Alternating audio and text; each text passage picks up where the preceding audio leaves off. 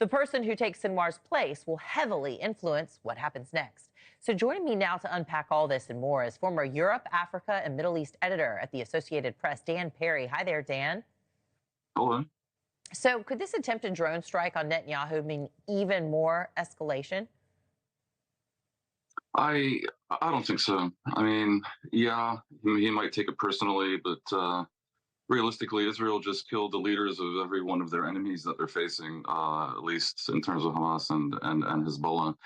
It's a little bit shocking to think that they could be so brazen, and in a way, they could view this as legitimizing maybe going after the leader of Iran, Khamenei. Um, but of course, Iran would have been using proxies, and in Israel's case, the attack would be direct.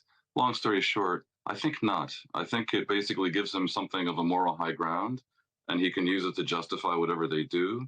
But the reasons to do what you called escalation exist already, Right. and they're quite compelling. Yeah, I mean, when we talk about, it seems like all this tit for tat, we talk about, could this spark a wider war? You know, we're talking about 7 fronts already. I mean, of course, it could get wider. Biden has repeatedly told Netanyahu he must pay more attention to the innocent lives being taken in Gaza. Let's take a look back at how often Biden's words have been ignored. I told him, baby, show me pieces. I said, baby, you know I can't come to Jesus. There's red lines that if he crosses, he cannot have 30,000 more Palestinians dead. What I will tell you is I think what he's doing is a mistake. There's no excuse to not provide for the medical and the food needs of those people. They should be done now. I made it clear that if they go into Rafah, they haven't gone into Rafah yet. If they go into Rafah, I'm not supplying the weapons that have been used historically to deal with Rafah. What's the state of the United States relationship with Israel right now? Oh, it's testy, but there's a country level relationship, which is quite good. And then there's the leaders, Biden and Netanyahu. Netanyahu is obviously a quite Americanized person. And in the American political landscape, he would be a classic Republican, not a MAGA Republican, an old school Republican. And that is not Biden.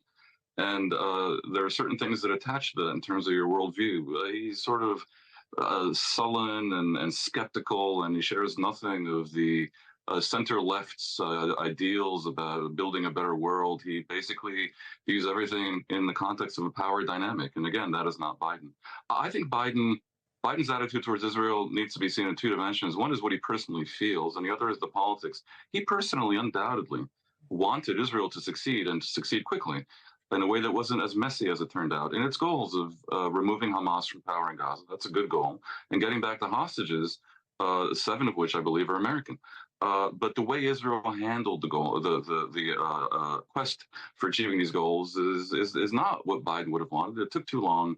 They refused notions of returning the Palestinian Authority to Gaza. They refused Biden's own a very promising idea of a regional alliance of Israel, Saudi Arabia, and others against a raid against Iran and against the Shiite so-called axis of resistance. But that would have required Israel to enter a diplomatic process with the Palestinians. So they're at loggerheads. Beyond that, with the politics in America, Biden has to toe a very fine line and find some optimum between his political needs, basically in Michigan, where if he goes too far towards Netanyahu, he may lose because of the Arab American vote, versus Pennsylvania, where the Jews are going to be critical. And, with all this waffling, I wouldn't be surprised if Harris loses both.